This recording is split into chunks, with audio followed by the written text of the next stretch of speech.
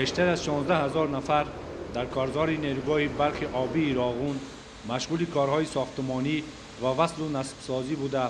دستور و سپارش‌های اساسگزار صلح و وحدت ملی پیشوای ملت پرزیدنت جمهوری تاجیکستان محترم امامعلی رحمان را سرمشق کار خود قرار دادند و کوشش به خرج می‌دهند تا در مدت مقرر گردیده و مطابق با معیارهای بین‌المللی ساختمانی انشاءات هیدروانرژتیکی رسالت برداشت داشته‌شان را به انجام رسانند. همین عزم قاطع است که کار در تمام جنبه‌های نیروگاه برق آبی راغون شبانه روزی و موافق مطلب به راه مانده شده است. شروع از سنه 11 دکبر سال 2017 کارهای خوابانیدن و جابجاکنی مواد سربند در قسمت ساحل چپ و بالا آب پیشدرغات ادامه دارد.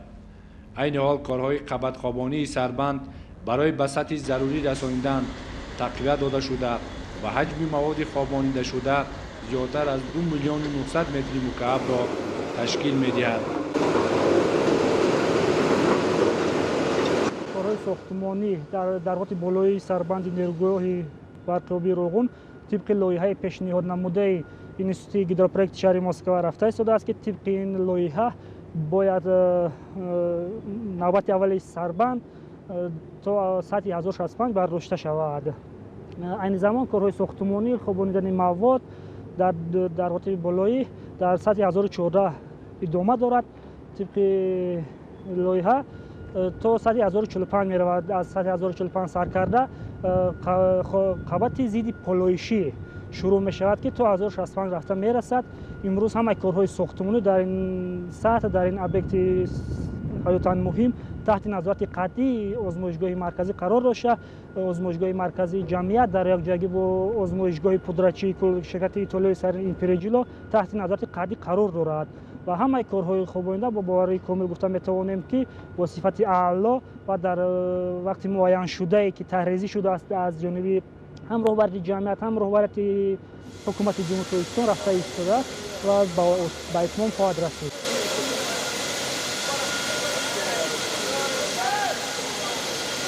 در نقب ساختمانی است یک نیروگاه برق آبی راغون ساحل راست برای رویپوش ایراوگی در مجموع 8,891 متر مکعب بتون‌رازی سقف انجام داده شده. کارهای نقب‌کنی انشاءات مذکور پورا به اتمام رسیده. کارهای بتون خوابانی نقب طبق نقشه کاری ادامه دارد. قسمت دیگری مهم و اساسی نیروگاه برق آبی راغون این بنیاد نقبی ساختمانی است 3 می باشد. با اطلاع مسئولان و ماموران انشاءات در این قطعه کارهای ساختمان و وصلگری با سرعت و صفت بلند جریان دارد.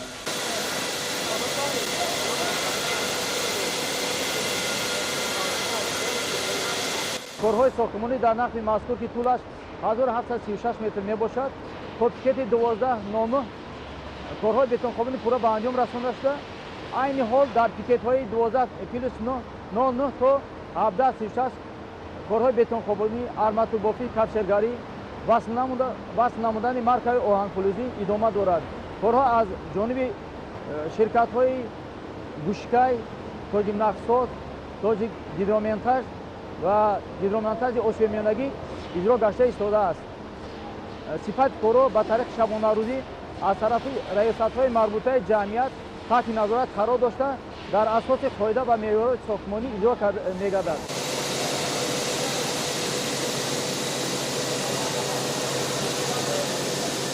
لازم به یادآوری است که کارهای نقب‌کنی انشاءات اساسی پورا به انجام رسیده. در شخط ورتیکالی و نقب‌های دسترسی آن کار ادامه دارد. تدبیرهای بتون خوابانی با نظرداشت دیوار حمایوی درآمدگاه مجموعاً در حجم 365,459 متر مکعب اجرا شده است. ارماتور بندی در نقب ساختمانی است 3 طبق طلبات تکنیکی صورت گرفته. حجم عمومی ارماتور استفاده شده در این قسمت 23,582 از در 2 تانه را تشکیل داده است.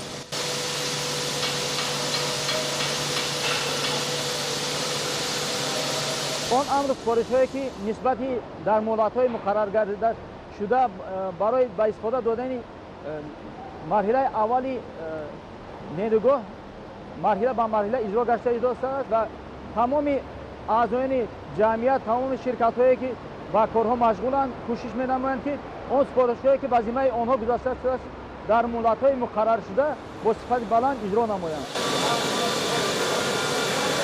جوش و خروش کارهای ساختمانی در این شب و روز مخصوصا در قطعه ایستگاه فشاردار که تالار ماشین‌ها و تالار ترانسفورماتورها شامل آن است با مشاهده می‌رسد. در این موضع هم کارهای ساختمان و وصلگری جریان داشته پرمکنی چاه‌ها برای گذاشتن انکرها و کارهای سمنتاسیونی ادامه دارد.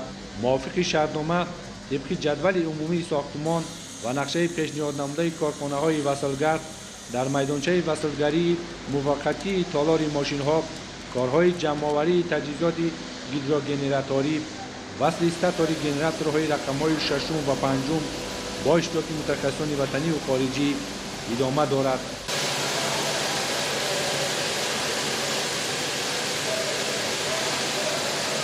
ما حالا در تردد وصل گنراتورهای پنجم و ششم اگریگات قرار داریم که حالا در پس ما استاتوری گیدروگن پنجم قرار دارد که تقریبا 70% کارهای استاتور و روتور به انجام رسیده است.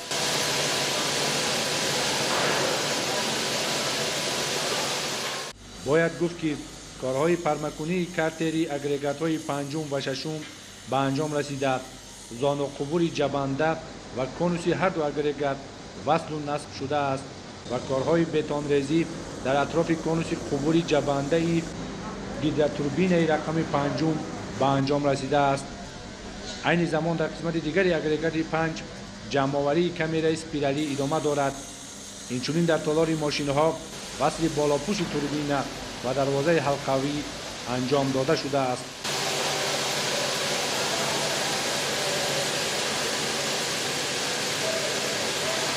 حالا ما در منطقه اگریگات ششم قرار داریم.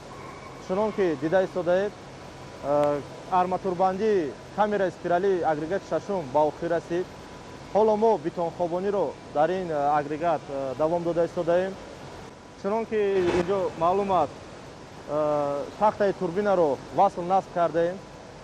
ҳоло арматурбандии шахтаи турбина сар мешавад. мутахассисони мо бо васл насби асбобҳои санҷишӣ машғуланд. дар агрегати панҷум мо статори турбинаро васл насб кардаем. ҳоло васлу насби камераи спиралии панҷум агрегат сар шудааст ва давом ёфта шудааст.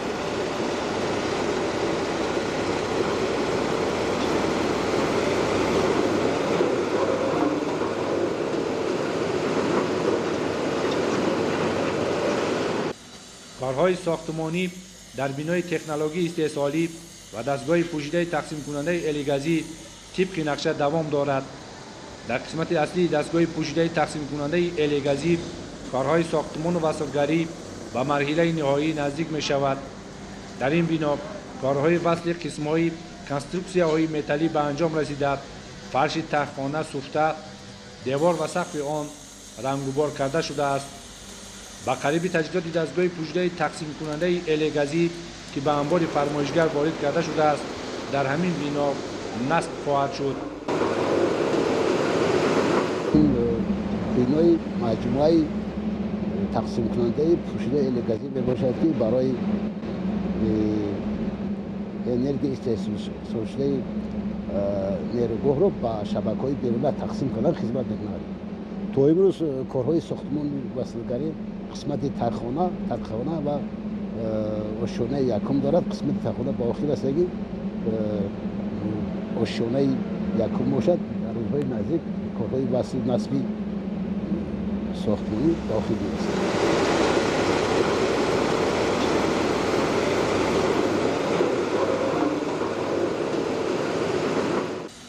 در بینای تکنولوژی استحصالی باشد، کارهای آرماتوربندی دیوارها و بتونخوابانی در آشیانه بالایی ادامه دارد. برای انجام بازصفتی کارهای ساختمانی و مانند دیگر قطعه‌ها در این موضع هم نظارت صفت از طرف مسئولان جدی راه اندازی گردیده است.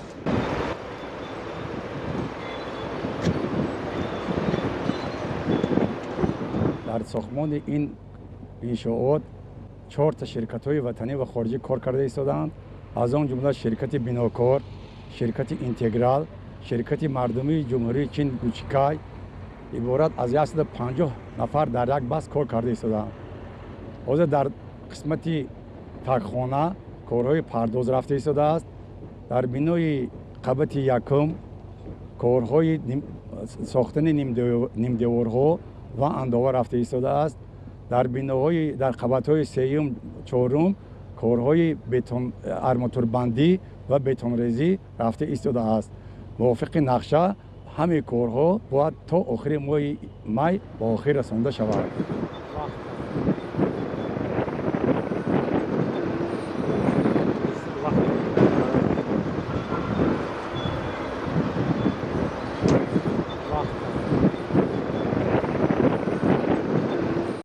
مجموعاً امروز در انشاءات اساسی و یاری رسان، نقبه‌های ساختمانی، آب پرتاب، ناقلی، نقلیاتی، تالار ماشین‌ها و بینای ترانسفرماتورها، دروازه اساسی و دیگر انشاءات که کارهای بنیادی اکثریت آنها در زیر زمین صورت می‌گیرد، کار طبق نقشه جریان دارد. امروز میدان ساختمان نیروگاه برق آبی راغون کارزار عزم و تلاش سازنده کارگران و متخصصان تاجیک را می‌ماند و ساختمان این انشاءات مهم انرژتیکی که در پرتو دستور و سپارش‌ها و عزم و تلاش‌های سازنده اساسگزار صلح و وحدت ملی پیشوای ملت پرزیدنت جمهوری تاجیکستان محترم امامعلی رحمان عملی می‌شود. همبستگی و اتحاد ملت تاجیک را باز هم تحکیم می‌بخشد.